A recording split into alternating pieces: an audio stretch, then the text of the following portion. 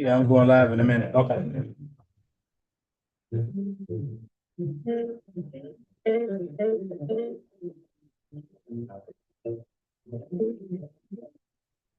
going live in a minute.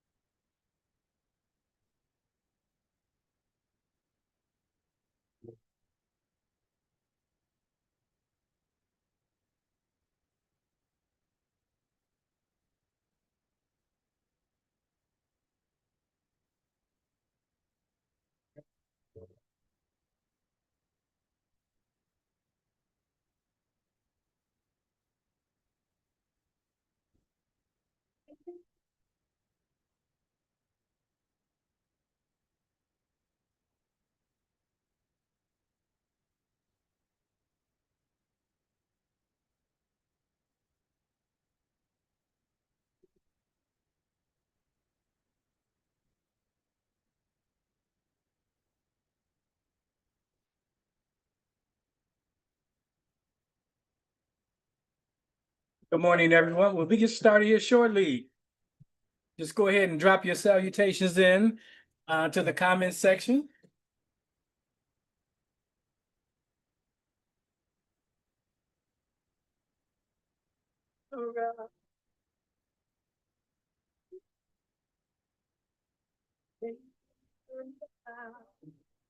And the sun lights you up and the pumpkin you fly.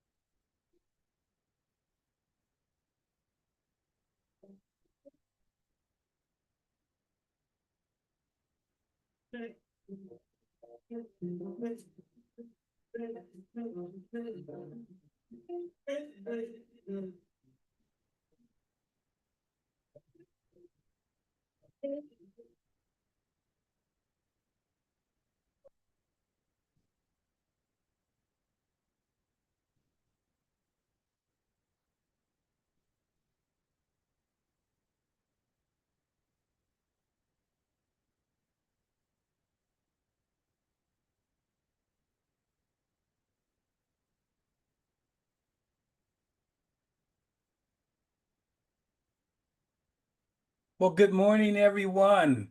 I pray things are well with you as you rise into this new day called today.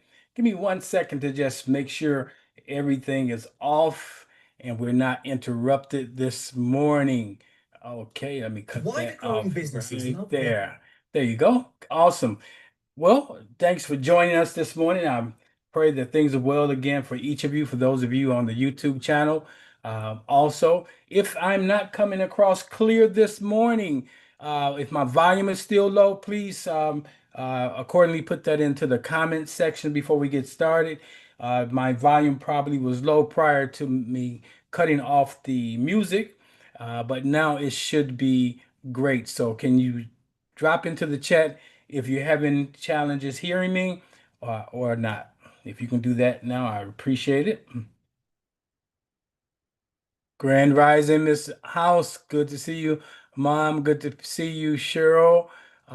Good to see you, Shannon. Good to see you, all of those of you, Rachel, and those of you in the YouTube room. Okay, I'm gonna ask one more time. If you before I get started, am I coming across volume wise loud enough for you guys? Help me out there. Somebody can type that into the chat before we get started. Thank you, Miss House. Thank you, thank you, thank you.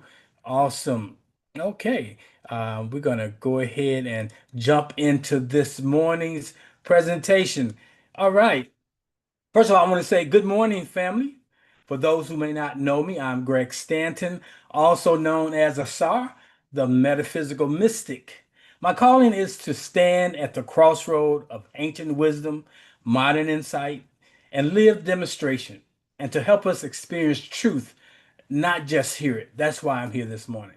Now, this particular morning, I invite you to turn with me, if you will, to the book of John. Oh, before I get started, let me just share with you my source documents that I'm using today is the Book of Light here, the Book of Light. Then there's a couple of books by this gentleman by the name of William Bridges, and I'm going to recommend both of those books. One is called Managing Transitions, and that was a second edition. I bought that maybe 20 years ago. And another one is called Transitions, Making Sense of Life's Changes. And that's what we're dealing with. And then another book that I'll be using as a source document, just so you know, is my numerology book. I am a spiritual scientist, so I use a myriad of things to support my teachings each and every Sunday. So this morning, we're going to go to the book of John, and we're going to open up the book of light. And if you don't have a book of light, you need to get one. Well, we're going to the book of John, not St. John, not First John, not Second John, not even Third John, but the book of John Benson. And our sacred reading for today comes from the very first chapter and the first verse. Now, you may be familiar with John Benson or in his song, Everything Must Change, 1977. And that was a good year. I was 17. I remember when that came out. It was a powerful piece. That was my first really introduction to a jazz guitarist. And that song has stuck with me for years. And when we look in the first chapter of this particular song, on the first verse, everything must change, not stay the same. Everyone must change. Nothing and no one goes unchanged. Now, these are not merely lyrics. No, these are living words. Scripture sung in melody. Today we will study them as sacred texts alongside of the Book of Wisdom, of the readings that I will share with you out of William Bridges' books, and out of the numerology book. I'm dealing with the number 789. Okay, 789, and the Exodus journey as a mirror of our own journey. So let's get started with John Benson's One and One, where he talks about endings. The verse is, everything must change. Nothing stays the same. Everyone must change. And we know this. We know this. We sing this song. We experience change, but we are really not ready for change. In William Bridges' book, he talks about endings. And he says endings are always the first step of transition. Whenever you have a change, it takes place whether you're ready for it or not. But when you have a change, in order to really understand the change, get all that change has to offer you, you must understand that there's a step called transition. Looking at the children of Israel when they were in Egypt, leaving Egypt in that particular story, it reflects that they were being liberated. But yet, even though they were liberated after having 40 years of experiencing something they had not experienced the prior 280 some odd years, they cried out for liberation and they got liberation, but it still felt like a loss. Sometimes you can have a positive change and it feels like a loss. So when we look at the numbers 7, 8, and 9 as it relates to that, and you may say, why are you pulling the numbers in? Well, we're in a 7 year. 2025. Um, I mean, we're in a 9 year, which is a year of completions. But before there's a completion, there has to be an ending. And so we start with seven. Seven represents ending. And you may say, how did you come up with that? Well, 2025 is 2 plus 2 plus 5 give us 9. So we're in a 9 year. And a couple years ago, we were in a 7 year. And last year, was a year of new beginnings. So we have gone through a 7, 8, 9 period, and we're in the 9 period, and actually about to go into the a start over. What do you mean by that? Well, 2026 represents 2 plus 2 is 4, plus 6 is 10. Reduce it, it gives you a 1. So as we move into 2026, and for those of you who don't know, we're already in the cusp of 2026. The spiritual new year starts in September, which giving us a spiritual vibration of one of new beginnings in its truest sense. And so I'm going to pull all this together for you. But when we look at the children of Israel as they left Egypt, they were leaving under a ending. Now, you can have an ending, but doesn't mean you're complete.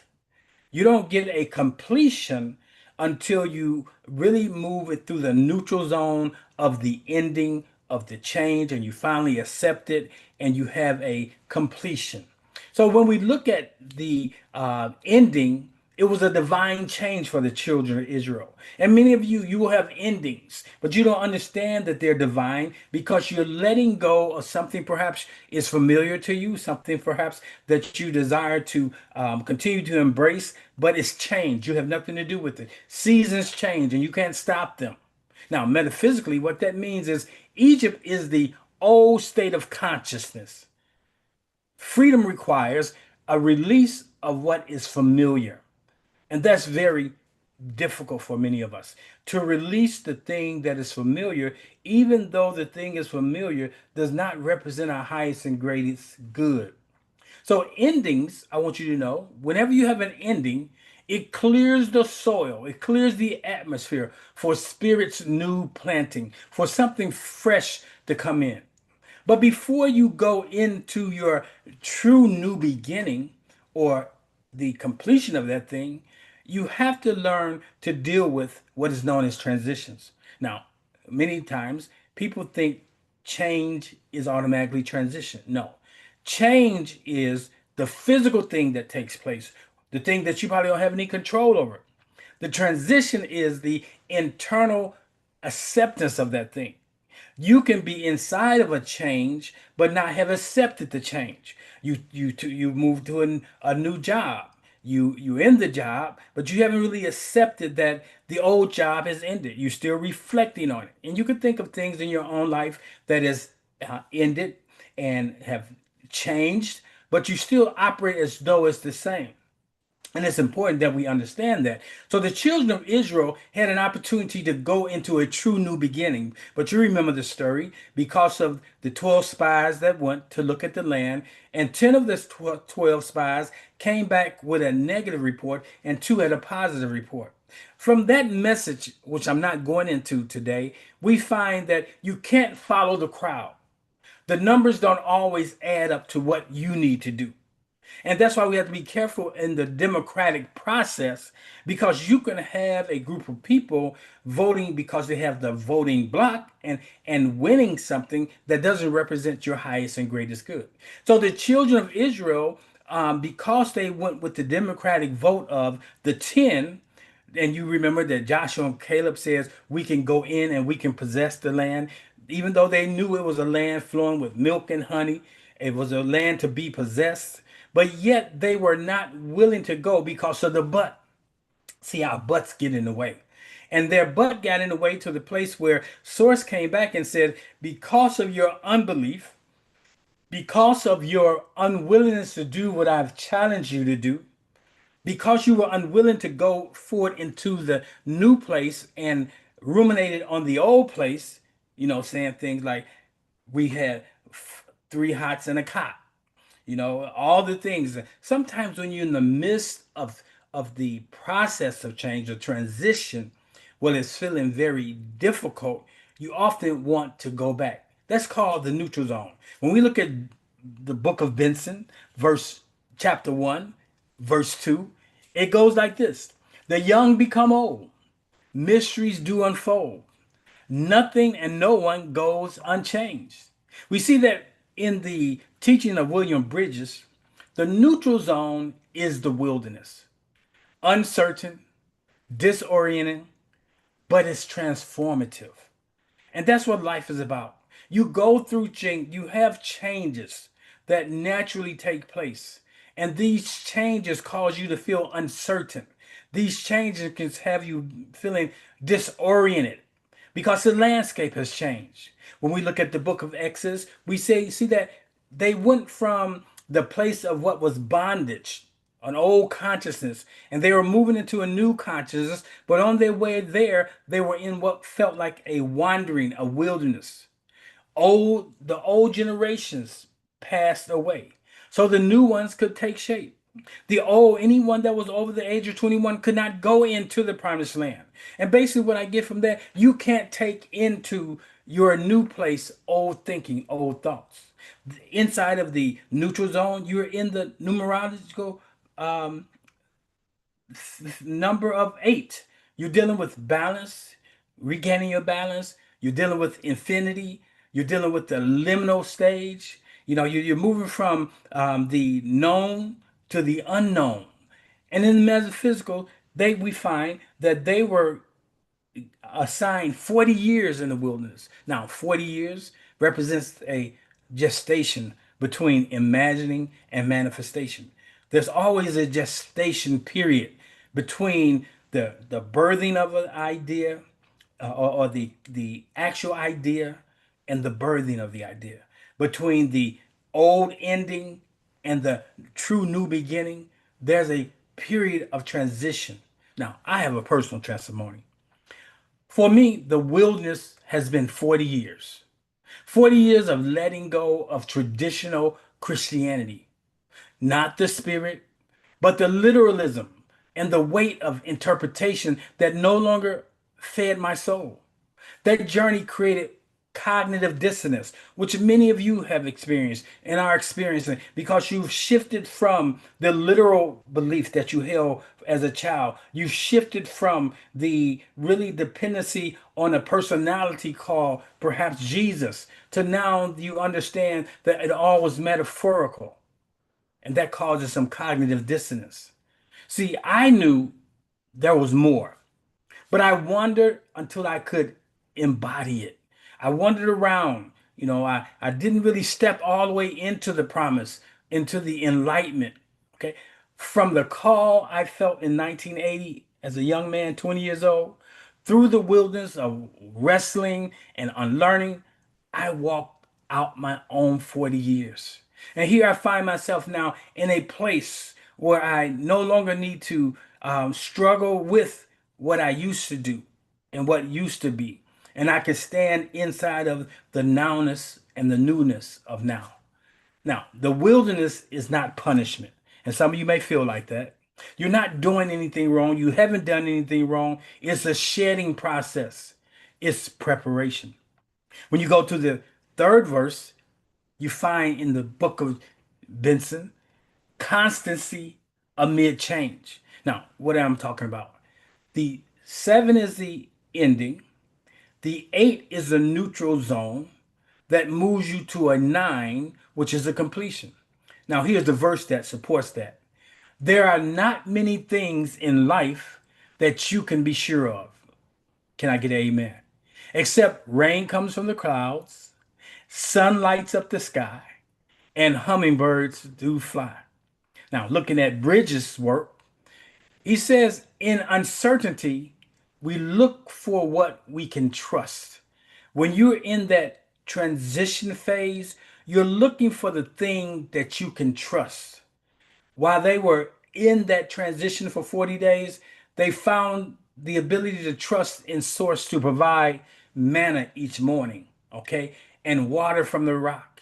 Their daily provisions in the midst of chaos. So they were being taught how to go from depending on a system where a lot of people need to get ready for that because the system is falling apart, it's come to a close, and you got to understand that there's a place of provision that you have not trusted in.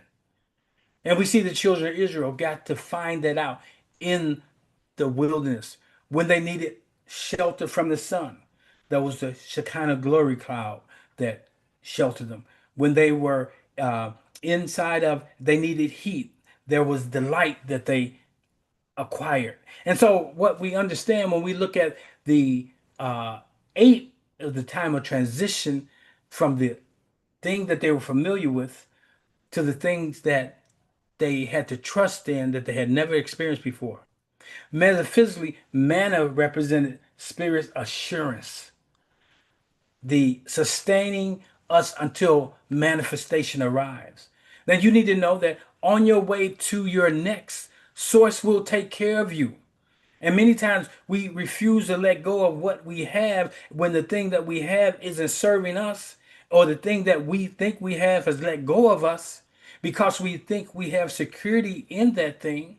But the reality is you need to let go of that thing. Let go and trust.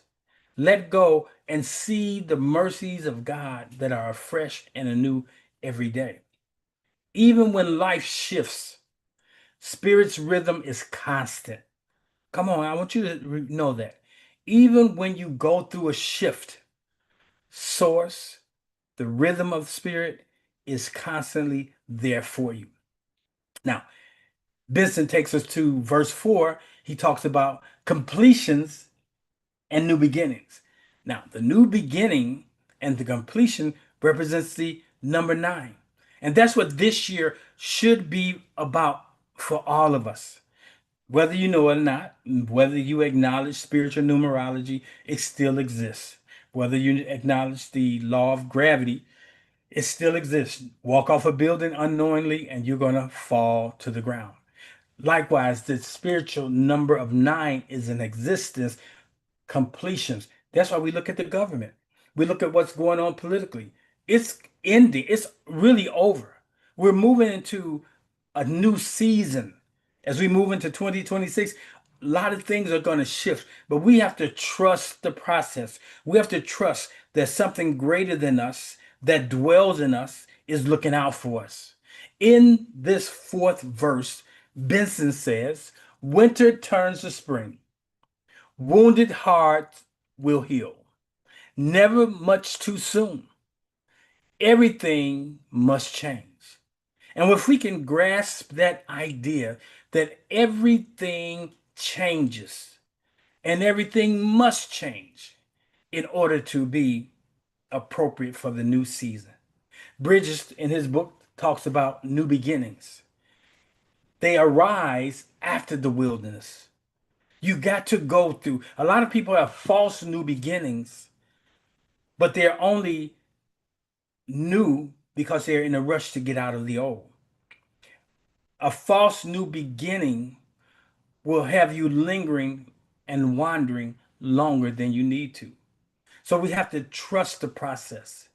New beginnings arise after the wilderness.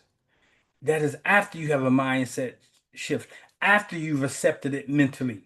You can change can happen to you and you don't necessarily accept it mentally. It's not until you can accept it mentally and have processed it that it can go into a completion. So every ending is not a completion. For many people, an ending and how they handle the neutral zone could end up being a do-over. So as the children of Israel entered the promised land, it was the fulfillment after the wandering, after all of those who could not go in died off. Now, what am I saying to you? You got some thoughts, you got some beliefs that you have that you must let go of before you go into the promise. Spirit will not even allow you to go into the promised land.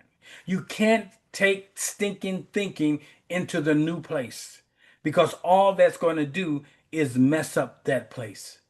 So when we look at new beginnings that arise after the wilderness, we have to understand that we must have this wandering period, this period of trusting and letting go of the familiar. And with the number 9 is telling us that completion is here. Wholeness is here. The readiness for a new cycle. When you hit a 9, when you experience the fullness of a 9, It says that you are ready for a new cycle. Now, we live our lives in cycles of nine. Okay, you may be in your first cycle.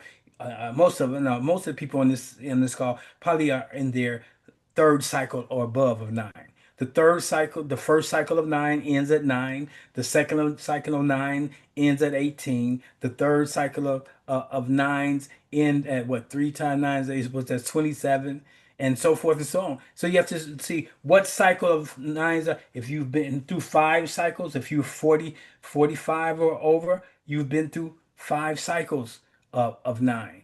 Okay, so find out how many cycles of nine, because you might be in the ninth cycle of nines. You've been through it nine times, and this is truly a divine completion for you. Now we can go into that a little deeper in another conversation, but spiritual numerology helps you get a bead on what you may be going through. So when we look at this completion, the promised land was consciousness heightened and fulfilled, inheriting the state once imagined. Example, you may imagine yourself, you may make a wish, or you may desire a thing. You can imagine that thing, but you don't hold that thing in your consciousness, and it never materializes, it never manifests. But when you learn to live as though it's already happened, it naturally will unfold in due season. Give you an example. And now here we are in 2025. It's a 9 year. It's a year of completion. For me, my wandering has brought me to clarity. I am no longer bound by literalism. I stand free. I'm rooted in what I call noun thought, and I'm ready to begin again. I'm not even steeped in what I used to be. I went through a period of African consciousness, which was kind of limiting. Now, I'm not going to ever let go of that, but I don't allow it to limit me and define me. I'm at a place in my life where I'm not defined by the container I'm in. I'm defined by what's contained in the spirit. I am a divine spiritual being. And until you can uh, go through the stages of life, you'll never be able to stand in that space, a space of I am a divine spiritual being. Many people stand in the space of being a religious being. They will say, I'm a Christian, or I'm a Catholic, or I'm a Buddhist. That still is a limiting, defining point. So we want to understand that for me, as I stand in 2025, I'm ready to begin again. As I moving into 2026, the 1 year, I had a conversation with Cheryl, and I told her, I'm not going to go through another 9 years of what I've gone through for 9 years. And I collect pictures. And in my picture album on my phone, I am able to go back to the year 2027, 2017, when it all began, that 9 year period that I've been in. And there were some things that I went through that I'm glad that I'm grown through, but I would never want to go through them again. And so I made a deliberate and intentional stand this week that I will not be the same person that went through the last 9 years. I will show up very differently. Now, others may say you making an abrupt change. You having a suddenly experience. No, it's not abrupt. It took how many cycles of nine that I have to go through to finally to get here and say, this is it. I'm not doing that anymore. Completion in and of itself is not an end, but the birth of a new beginning. So you're going to start a new 9 year cycle. Will you recycle what you've been going through? So here's the metaphysical takeaway today. Endings, 7, you release Egypt. You release the old identity. You release the old consciousness. Neutral zone, 8, you trust the wilderness experience that you may be in, that you may be coming out of as gestation, a necessary period of cultivation.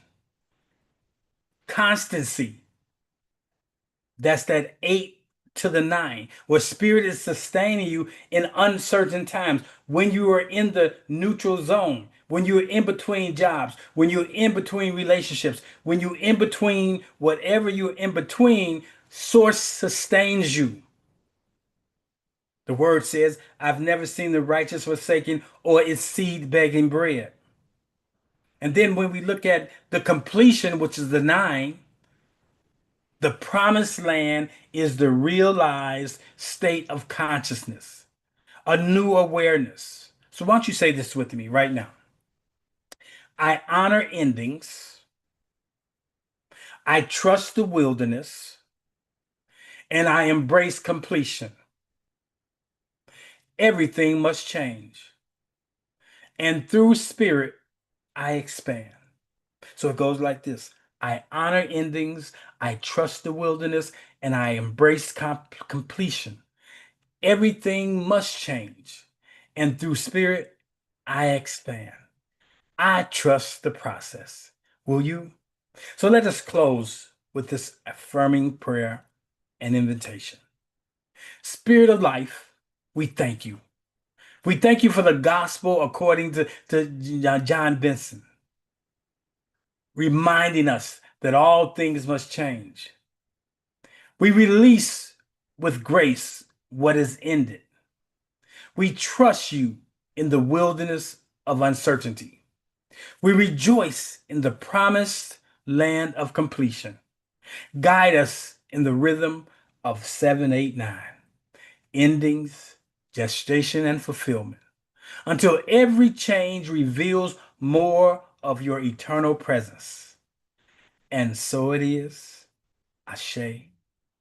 Amen. This message is not only about change, it's about the law of release. To step into new beginnings, we must let go of what no longer serves us. That is the spiritual practice we will be working with all this month. So I pray that you will come back here every Sunday this month at 9 a.m. Central Standard Time for Serendipity Sunday. And we're dealing with the topic of change. We're dealing with the topic of transition, really. It's not change that kills you or derails you, it's the transition, it's the wilderness. Many of you can see the other side, but you're not getting to the other side. And I want to help you do that. So I invite you, keep coming back, keep walking with us, and keep practicing release. Because each week we will go deeper into what it means to let go and to live free and to trust that the universe will take care of you. Well, if this message this morning has been a blessing to you, every week I open up a portal, and that portal is an opportunity for those who have experienced the particular lesson or a lesson throughout the week that was brought to you by Oasis Spiritual Center, and you want to sow a seed. You're not sowing a seed into this ministry because I have a need, because I walk just like you. My God supplies all of my needs according to riches and glory. And so here's what you understand. But source works through others to bless you. And so this morning, if this ministry has been a blessing, you're not necessarily blessing me, though there is a blessing in it for me, but you're assuring that this ministry can continue to unfold and incorporate the newest of technology. So you could sow a seed simply by Cash App or Zelle.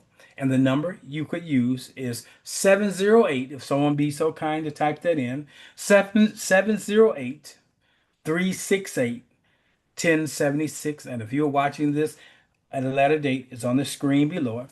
708 368 1076. So you may say, so how much should I give? Donate according to your heart and not your head.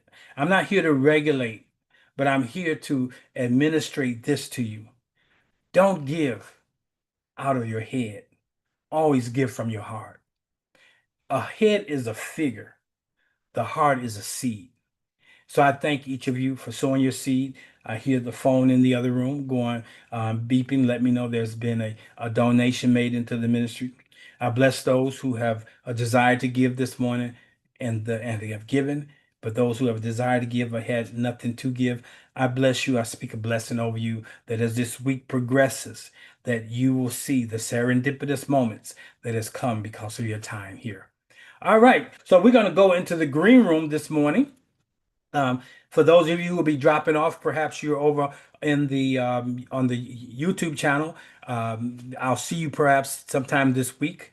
For those of you who are sticking around for the get down, we're gonna open up the lines here shortly. A couple of announcements I want to make. You should have gotten an email from me. Now, take some time and read the email. The email was not an appeal for money. The email was an appeal for partnerships, to know who I am accountable to, those who I need to be sowing into. Too many people have come into the ministry and I have mistakenly taken them on as though they were asking for something they didn't ask for. So I want to be real clear as I'm going to move into 2026. I'm doing things really differently. And so that means I won't be sending out as many emails to the masses. I'll send things specifically out to those who are on the mailing list. What does that mean to you? That means we're moving into a new spiritual year, 2026. I'm cleaning out my old mailing list. So every email that you get will give you the opportunity to join the free list. In the free list, it will assure you that you get all the emails that will invite you to something that you historically have been attending to. Now, if you want to have a deeper relationship with the ministry, there's different levels that you can participate at. And you can find that information on the website, oasisspiritualcenter.com or solutionsforliving.com, and go over to the tab and then read that. All right, so let's jump right in this morning. We're at right at 9:38. We were right on target, right on time. Let me see if we have any hands up this morning. Do, do, do, do, do,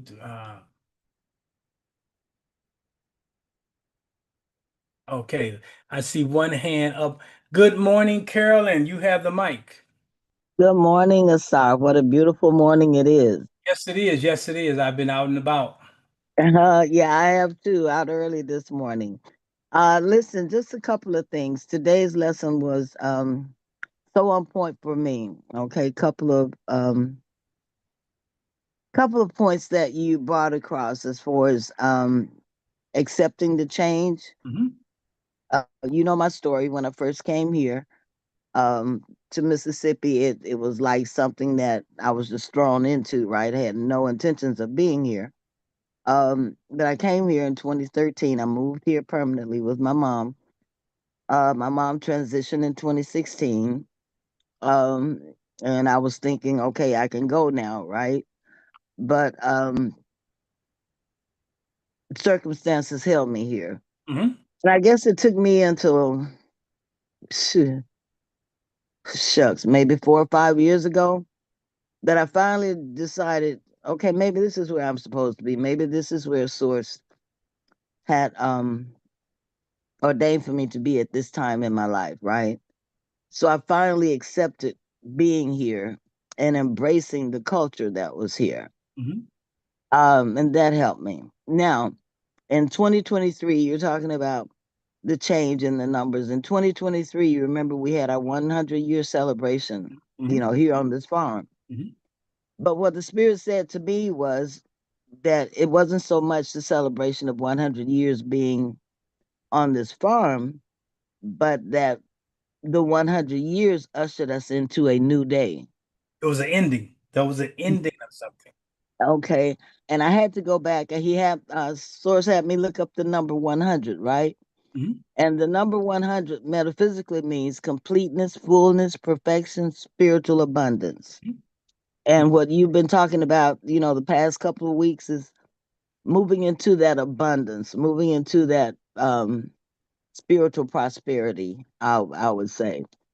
And I was thinking, and maybe you can touch on this a little bit more because I'm looking at the number 2025, right? It's nine. Um, yeah, and the beginning of our new year. Well, 2023 is comes to the number 7. Hmm. August was when we had the celebration, which is the 8, right? September was the ninth month. Hmm. So I'm looking at all that you're giving this morning, and I'm putting all of these things together. Um, Plus what sources, the revelations that have been coming the past few weeks from the teaching, and it's like, okay, because I did as you did. It's like this next cycle or whatever this next season is. I don't have a clue what it is, but I'm entering into it with a different expectation, Hmm.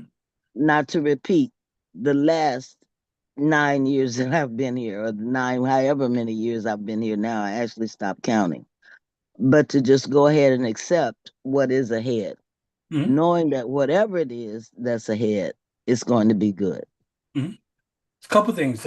First, it's going to be good because the word says all things work together for the good of those who love the Lord or the Yeah. law and are called according to its purpose. Another thing, when we look at the 7, 8, 9 um, concept, even though they are numbers that are linearly next to one another, we have to begin to look at it. They all 7, 8, 9 exists, or even 1 through 9 exists in the same space at the same time. We have to Hmm. stop living our lives in a linear way, but live it more in a spiral way. So your 7, 8, 9 exists at the same time. What that means, a completion, a neutral zone, and Hmm. all exist in the same moment of now. You choose which one you want to linger in. But it is important that you know you're going to go through all, you don't ever skip a neutral zone. You will never be able to skip the wilderness. And if you attempt to skip the wilderness, you only are going to find yourself frustrated because you're going to have a do-over. And Hmm. so that's why we just have to, the word says the steps of the righteous are ordered. That is, we whatever state that we find ourselves in, we are what does the scripture say? To be when you find yourself in the state that you are Yeah, I've learned to be a base. I've learned to right, abound. that you Whatever be state I'm in, I've learned to be content. content, but that doesn't mean complacent. So we Right. always be open and be aware. And so my word to everyone is being aware of what has happened, what you desire to happen, and what currently is happening. And a lot of times, what is happening is something that has been over, but you're still holding on to it. Like Lot's wife. Lot's wife turned back, okay? And she turning back looks like the state of holding on to what has been, longing for what has been when it's over. Right. So we have to it's okay to look back, but don't turn back. Right. And that's what I mean when I say I'm accepting, my statement all the time, statement you taught us some years ago, about taking our oars out of the water, right? Mhm. And understanding that doesn't mean that I'm just drifting out there, hoping to land somewhere. No, source knows the desires of my heart. And it's not that I'm not accepting responsibility or accountability from Mhm. where I'm going. It's just that I have this assurance Mhm. that I'm being led by the Spirit, guided by the Spirit. So wherever I end up, it will be for my good. And it takes the anxiety out of the way. Mhm. It takes, like you were talking about, trying to fix everything. So it takes a lot of pressure off me in that I don't have to know. Mhm. You know, the only thing that I have to be sure of is that, as the old saying is, I will land on my feet. And Always. it doesn't matter what the wilderness is. Going through that process, it will work for my good. Yeah. And that's why we affirm these things as we go through, like daily. You may, in the midst of going through something, you say, things are always working out for me. I've been through some things that I cannot even share with some of you guys yet until they're fully over. But there's a testimony brewing because through all that I've gone through, and there's some of you guys been up close and personal that's being able to see what it's like to be in a life of somebody who is living what they're teaching. And sometimes it gets frustrated for me, but I always have to come back to things are always working out for me, even when they don't appear to be working out for me. they're working out for me. I come back to, Mhm. I will withhold no good thing. So when I'm feeling like, wow, the deck is stacked against me, I remind myself. The word said, encourage yourself. Yeah. And so I just say, all of us have to understand that change is inevitable. Okay. And with change comes a wilderness or a neutral zone that you must go through before you can get to the other side to that new thing. Awesome. Thank you for sharing that, Carolyn. Okay, I look here. Let me see here.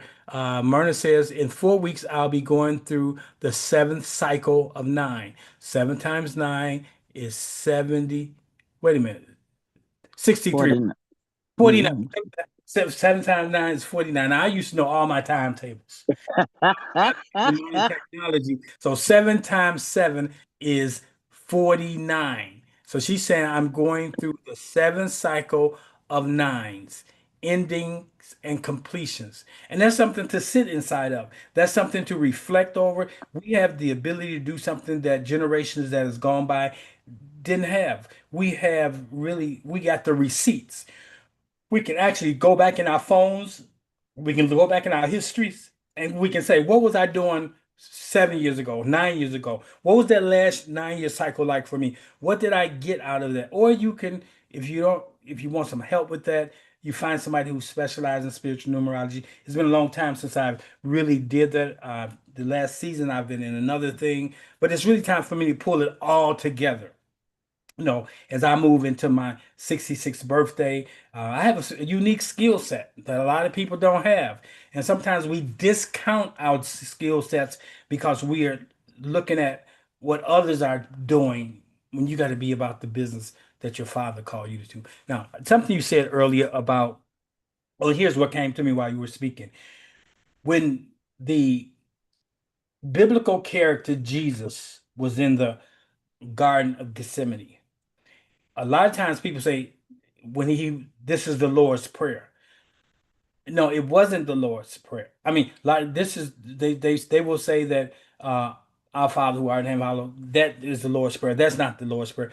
Here's the true Lord's Prayer. When he was in the Garden of Gethsemane, when he was at the place of ending, he asked Source, if this cup can pass from me, so be it. But if I must drink of it, thy will be done. And that's how we have to live our lives. If I have to go through this, I'll go. Mhm. But if I don't have to go through it, give me clarity to move through it. We have to be very careful. Sometimes we go through things unnecessarily, and sometimes we don't go through things that are necessary. So you have to know, is it necessary or unnecessary? All right, let me look around. Myrna will be 63, young lady. Okay, awesome. And then 6 plus 3 is 9. So you may be going through your seventh cycle, but you also going to be in a nine birth year. So it's a lot of things that you have. When you get into spiritual numerology, I prefer spiritual numerology over astrology, spiritual astrology, because astrology is based on knowing your exact birth dates and a birth time, and many of us don't have that. But when you deal with just pure numerology, you incorporate a number of things, but the numbers don't lie. So I like to do that. So that's something for you to think about, Myrna. All right, we're gonna move on. Before I go, is there any other questions, any insights that anyone may have, any aha moments that you may have experienced? If you have those, please share it with us. We grow by conversation, and this is a community. I'm not teaching anyone anything. I'm sharing, and you can take what's good for you and use it, or you can just let it lie on the shelf dormant for right now. Because sometimes I'll give you some things that are so far out, so progressive, but it's preparing you for a season that you will come to that I'm not even present. But you can say, I can remember when Asar shared this. Okay? So the journey of life is just that. It's a journey. And when you're on a journey, don't be so focus on getting to the destination. Look at the ones, the twos, the threes, the fours, the fives, the six, the sevens, the eights, and the nines that you experience on the way. All right, that's all I have. I don't see any other hands. That means I've done a bang up job, that you all are leaving with a thorough understanding of what you need to know. I will clean this up and put it in the repository of my lessons. Now, you need to know in the future, you will not have access to that if you're not in relationship with Oasis. I'm Okay? sorry. Yes. This is Carolyn again. Hey, Carolyn. Okay. Got a couple of quick questions concerning the email. And first of all, let me say my aha moment this morning was I thank Source that in the mouth of two or three, let Hmm. every word be established right. Hmm. So I have the assurance that the way I'm thinking now, the way I'm viewing things now is by divine design. So thank you for the teaching this morning.